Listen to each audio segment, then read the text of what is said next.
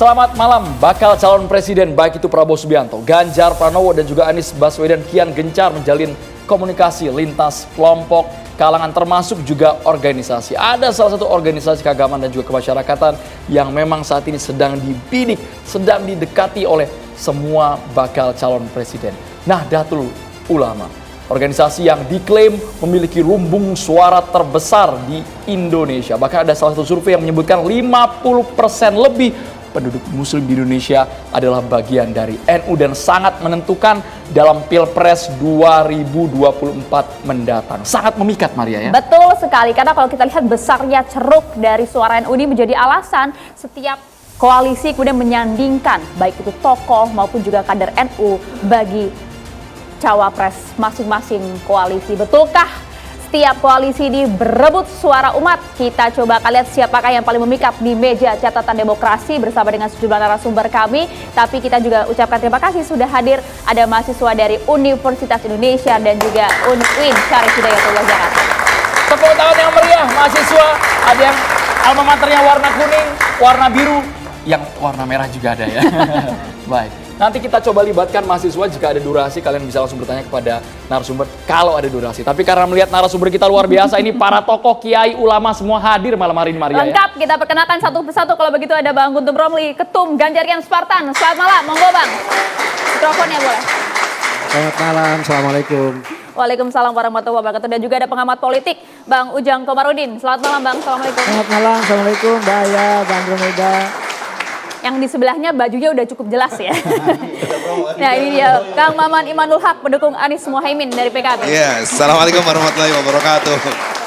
Batiknya paling moncer, ada logo PKB. Bang Andre Rosiade jangan mau kalah Bang. Buat batik ada logo Partai Gerindra nanti Bang ya. Wah, terima kasih banyak Bang Andre Rosiade, pendukung Prabowo Subianto, politisi Partai Gerindra. Assalamualaikum warahmatullahi wabarakatuh. Selamat malam. Selamat malam Bang Andre. Bang Andre kok beda sendiri Bang Andre. Yang lain tuh pakai penutup kepala Bang. Ada kopiah, ada ini, ada itu. Bang Andre nanti kita carikan lagi Bang Andre ya.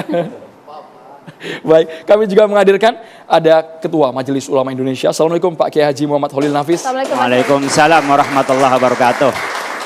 Dan juga Wasekjen Persaudaraan Alumni 212 Bang Novel Bamumin. Assalamualaikum Bang Novel. Waalaikumsalam warahmatullahi wabarakatuh. Sebenarnya statementnya jelas ketika PBNU tegas mengatakan kami tidak akan melakukan politik praktis meskipun itu adalah hak politik masing-masing. Bahkan yang terbaru ada pernyataan yang cukup mengagetkan. Presiden Jokowi itu nggak pernah jauh-jauh dari Nahdlatul Ulama. Mas Guntur Romli, kita ingin komentarnya seperti apa. Meskipun kami dengar, ya Presiden Jokowi juga ada di kepengurusan dari PBNU. Silakan. Ya, sebagai warga NU kita memang harus mendukung khitah NU bahwa NU sudah menjaga jarak dari partai politik, dari politik praktis sejak tahun 80-an. Dan sampai saat ini di bawah pimpinan Kiai Haji Miftahul Akhyar dan Gus Yahya juga semakin menegaskan bahwa NU itu memang harus menjaga jarak dan netral terhadap partai politik. Oleh karena itu memang tidak ada yang namanya partai politik yang bisa mengaku paling NU. Jadi ada pepatah atau ada ucapan yang mengatakan bahwa NU itu tidak kemana-mana tapi ada di mana-mana. Tidak kemana-mana dalam arti pengurus struktural PBNU dari tingkat PB sampai tingkat MWC itu tidak pernah menjadi anggota partai politik. Tetapi warga NU itu ada di mana-mana. Nah kalau ada warga NU ada di mana-mana, menurut survei, ini menurut survei ya, bukan menurut saya, surveinya LSI DNIJA, bahwa warga NU menjadikan PDI Perjuangan sebagai pilihan favorit. Angkanya 21,9%. Yang kedua baru Gerindra 13%, kemudian PKB 11,6%, kemudian Golkar 11,2%. Ini kalau versinya LSI DNIJA. Bahkan paling besar di Jawa Timur. Anda tidak percaya dengan angka ini? Ya, itu yang saya sebutkan tadi. Kemudian ada survei yang lain namanya PRC. PRC itu Politika Research and Consulting yang mengatakan bahwa surveinya 33,1% warga NU memilih PDI Perjuangan, kemudian 16,9% memilih PKB, kemudian baru Gerindra 14%, kemudian baru Golkar 12%. Jadi kalau dikatakan bahwa secara struktur NU memang memiliki jarak dengan partai politik, dengan politik praktis, kalau kita mau mengutip dari dawuhnya almarhum Kiai Haji Sahal Mahfud, Rais Am PBNU, bahwa NU itu terlibat dalam politik kenegaraan dan kebangsaan, kemanusiaan, yaitu politik tingkat tinggi, tapi tidak dalam politik praktis. Tapi warga NU memiliki kebebasan untuk menyalurkan aspirasinya, memilih partai politiknya, siapa capres dan cawapresnya, dan kalau kita lihat data di survei, alhamdulillah PDI Perjuangan menjadi partai favorit pilihan warga Nahdlatul Ulama. Mas Guntur Romli pakai datanya survei landasnya. Tapi ini ada yang belak-belakan, yang terang-terangan. Sepekan lalu Mas Gunrom, ada ribuan kiai di Jawa Timur. Mereka terang-terangan mendukung Prabowo Subianto untuk 2024. Ini data mana yang valid? Yang keliru yang mana ini? Iya, kalau kiai NU juga. kalau data survei itu kan berdasarkan lapangan. Apakah dia dengan wawancara tatap muka, kemudian respondennya berapa dan sebagainya. Metodologinya itu bisa diuji. Nah, terkait misalnya ada semacam pengerahan massa, kemudian juga pembentukan opini, yaitu biasa saja. Ya, kita juga kalau dalam politik di lapangan itu biasa membentuk sebuah opini bahwa calon ini paling didukung oleh kiai, paling didukung oleh para ustadz, para ulama. Itu bagian dari pembentukan opini. Ya, tapi saya katakan tadi bahwa itu adalah permainan elit partai politik. Bicara sebagai warga, surveinya kepada PDI Perjuangan. Oke, Bang Andri tanggapi Bang, ini bukan dukungan organik dari para kiai NU di Jawa Timur. Tetapi opini buatan elit Bang. Buatan elit tadi ya. Ya, terima kasih. Saya mengamini pernyataan Mas Guntur Romli itu. Kalau di data survei, kalau kita bicara, mohon maaf ya, ini di TV One tadi saya mengutip survei Litbang Kompas 27 Juli sampai 7 Agustus memang betul bahwa elektabilitas Gerindra di pemilih Nahdliyin itu 19,9%, di bawah PDI Perjuangan 22,2%.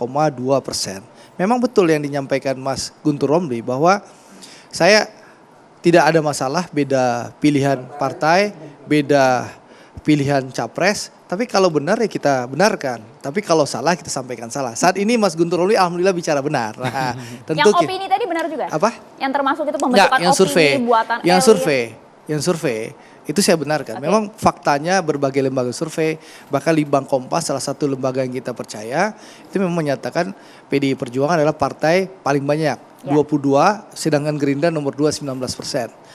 Nah, tapi kalau bicara apakah itu pengiringan opini, itu saya rasa tidak benar juga. Karena memang seperti yang disampaikan Mas Guntur Romli, NU itu tidak kemana-mana tapi ada di mana-mana. Ya mungkin ada yang mendukung Mas Ganjar, mungkin ada yang mendukung Pak Prabowo dan juga ada yang mendukung Mas Anies. Itulah keindahan demokrasi bahwa meskipun kita berbeda pilihan tapi kita keluarga besar Indonesia gitu loh. Jadi menurut saya itu bukan penggalangan opini atau penggiringan opini atau cara elit, tapi memang faktanya memang setiap pihak, setiap orang punya pilihan yang berbeda-beda. Mari kita hormati pilihan masing-masing tanpa perlu menjudge, menghakimi orang. Ada di mana-mana tapi arah anginnya akan kemana Bang Andri? Arah angin yang paling kalau kencang itu akan kemana? kita dengar di ke acara kemarin yang tadi atau kemarin ya Pak Oke, kemarin pembukaan masih berlangsung kemarin. hari ini.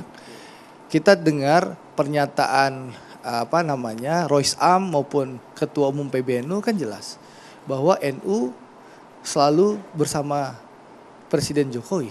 Betul ya Pak? Oke. Ya kita tunggu saja sikap resminya seperti apa. NU bersama Presiden Jokowi kan bukan NU bersama Prabowo Subianto Bang? Enggak. Kan Presiden Jokowi. Kalau kita terjemahkan Pak Prabowo adalah timnya Pak Jokowi. Ya. Kan jelas. Karena kita partai pendukung Pak Prabowo dan pendukung Pak Jokowi dan juga kami selama ini adalah yang Pak Prabowo terus terang selama ini selalu menyatakan bahwa beliau akan melanjutkan program dan keberhasilan kepemimpinan Pak Jokowi itu disampaikan berulang-ulang kali oleh Pak Prabowo dan kita lihat selama 4 tahun Pak Prabowo ikut Pak Jokowi itu konsisten. Jadi tidak pernah kebijakan Pak Jokowi kita sliding dari belakang. Tapi Pak Jokowi kan kader PDIP, ada Ganjar di sana. Anda percaya diri sekali nampaknya Bang? Apa?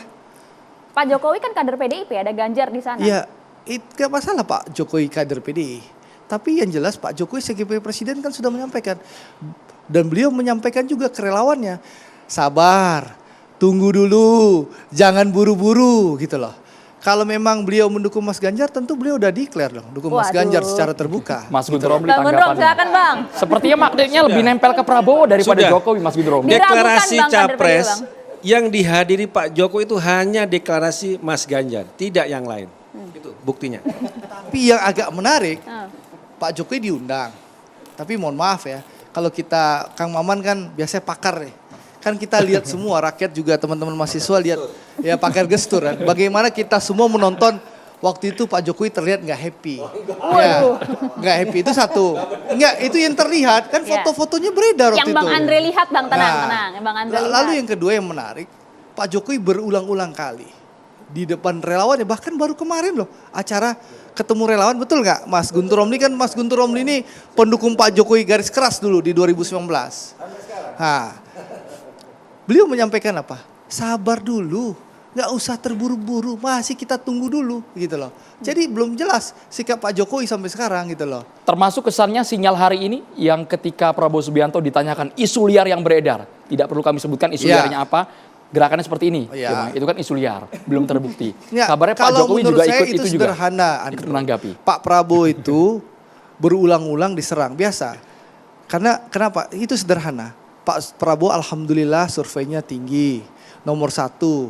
Bahkan diprediksi Pak Prabowo dengan Mas Ganjar akan lolos ke putaran kedua. Nah di putaran kedua kalau kita lihat head to head kan Mas Ganjar ini tertinggal hampir 10 sampai 11% dengan Pak Prabowo. Nah kan, serang itu muncul kapan? Saya tidak ingin menuduh Mas Guntur Romli ya. Tapi serangan itu mulai dari Pak Prabowo penjahat HAM, Pak Prabowo nggak punya istri, sekarang Pak Prabowo dibilang kakinya sakit karena faktor umur, nggak mempan juga akhirnya mulailah dibilang Pak Prabowo nyekek orang, nampar wamen. Wajar nggak? Anda tahu nggak Mas Andro, kalau rapat kabinet itu, ajudan kan dibilang kami mendapat keterangan dari staf yang ikut rapat kabinet. Pernah nggak di rapat kabinet? Rapat kabinet itu, di ruang rapat kabinet itu, yang ada presiden, menteri, nah staf-staf menteri dan ajudan menteri itu dia nunggu di pilar bareng-bareng dengan wartawan istana. Kalau pernah tugas istana kan ajudan staf menteri adanya di pilar bareng-bareng dengan wartawan. Yang ada di dalam rapat kabinet itu ya ajudannya presiden. Jadi kalau dapat informasi dari staf menteri itu jelas hoax itu. Lalu yang kedua, Presiden Jokowi 2 kali loh pagi-pagi di Pasar Jatinegara menyampaikan itu tidak benar, lalu di kantor Pindad di Bandung menyampaikan itu kembali itu tidak benar. Itu menunjukkan apa? Bahwa hoax fitnah yang ditujukan kepada Pak Prabowo itu tidak benar. Bahkan Pak Jokowi mengambil sikap jelas bahwa menyampaikan itu tidak benar. Jadi menurut saya mari kita berdemokrasi, berkompetisi secara sehat. Silahkan Anda dukung capres tertentu, kami dukung Pak Prabowo. Mari kita bersaing secara sehat, bicara yang positif-positif saja tanpa perlu menjelek-jelekkan gitu loh. Gitu loh, itu penting loh. Betulkah saat ini nggak sehat nih mainnya nih Bang? Karena mohon maaf, sebelum terkait- Guntur Romli jawab, karena mohon maaf dengan segala hormat, yang biasa nyerang Pak Prabowo sekarang teman-teman Guntur Romli saya lihat di media sosial. Bang. Nggak apa-apa, memang benar. Memang benar. Oh, memang benar, Pertama, Mas. saya akan komen soal wajah Pak Jokowi yang disebut tidak happy ya di waktu deklarasi Mas Ganjar. Itu tidak benar. Tidak mungkin seorang presiden ada seseorang yang memaksa dia untuk datang dan menjadikan dia tidak happy. Menurut saya itu tidak benar. Itu hoax dan sekaligus fitnah. Itu yang pertama. Kemudian yang kedua, terkait misalnya serangan-serangan terhadap capres sekarang. Ya, tentu saja tidak hanya ke Pak Prabowo, Mas Ganjar pun juga diserang. Ada editan, foto, Mas Ganjar lagi minum minuman khas Sumatera Selatan, kemudian diedit di situ ada botol minuman keras, ya. Banyak sekali, ya. Hoax. Kemudian ada foto Mas Ganjar pelukan dengan Miyabi. Itu semua adalah hoax. Jadi kalau menurut saya, kalau memang itu hoax, ya mari kita lakukan prosedur hukum. Kita laporkan kepada hukum. Kami juga lagi mengkaji akun-akun yang menyerang Mas Ganjar untuk kami laporkan juga kepada polisi. Tapi juga jangan tebang pilih. Jangan seperti kejadian 2019. Ratna Sarumpait itu sudah terbukti menyebarkan atau membuat hoax. Dan Pak Prabowo waktu itu juga ikut menyebarkan hoax itu, tapi dia tidak tersangka. Jadi jangan tebang pilih kalau dalam Kena soal prank, isu Bang. hukum. Waktu itu kita kena prank semua, Bang. Apapun namanya, Kaget juga karena waktu kalau itu kita katanya. bicara pada undang-undang ITE, itu yang tidak hanya yang membuat hoax yang bisa kena pasal, tapi juga yang ikut menyebarkan. Karena itulah saling serang artinya pernyataannya Guntur Romli itu seperti menepuk air di dulang, terpercik muka sendiri. Itu persis. Karena yang kebal hukum itu ya teman-teman kelompoknya Guntur Romli dari dulu. Kalau bicara kita flashback ke 2019. Tapi ngapain kita bicara masa lalu? Karena alhamdulillah Pak Prabowo dan Pak Jokowi sudah memberikan contoh teladan yang baik bagi bangsa kita. Mereka berdua melakukan rekonsiliasi, menciptakan persatuan yang menyebabkan apa? Indonesia mampu menghadapi pandemi. Indonesia mampu bebas dari krisis ekonomi. Itu luar biasa. Tapi yang serangan terbaru tadi belum terjawab. Apakah betul rekan dari Mas Guntur Romli ada bukti, ada dasarnya? Kalau memang ada hoax, laporkan aja ke polisi. Kita buka. Tapi saya bilang juga harus dilihat penegakan hukum, jangan tebang pilih. Ya, nanti kita minta di situ. Kemudian juga dalam memilih pemimpin, rekam jejak penting loh.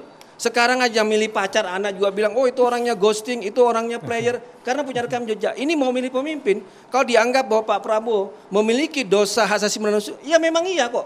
Terlibat dengan penculikan, ya. Karena itulah Pak Prabowo kemudian dipecat dari TNI. Ini kan fakta sejarah. Bentar. Masalahnya apakah kita mau melihat hal ini sebagai isu tentang hak asasi manusia, atau hanya sebagai isu politik gitu. Udah. Di situ kalau Boleh menurut saya saya. jawab? Bang. Ya. Pertama, ya isu Pak Prabowo pelanggar HAM ini kan isu kaset rusak yang diulang setiap 5 tahun.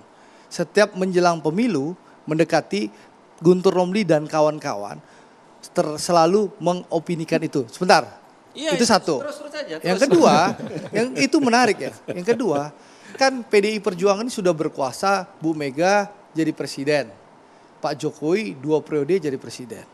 Ya teman-teman Guntur Romli menyatakan Pak Prabowo jadi penjahat HAM.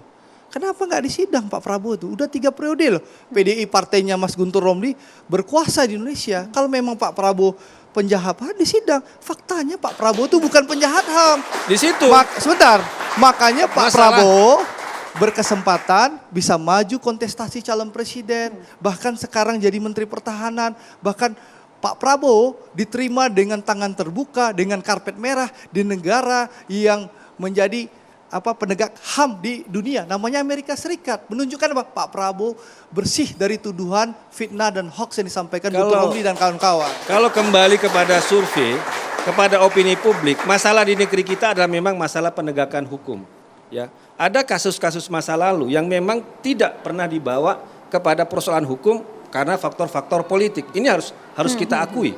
Nah, karena itulah memang untuk ke depan kalau dibilang ini hanya isu musiman Pilpres, tidak kok. Teman-teman memperingati ulang tahun kemudian Wiji Tukul itu setiap tahun. Menteri Hukum dan HAM itu 2 periode Yasona Lawli kader PDI Perjuangan.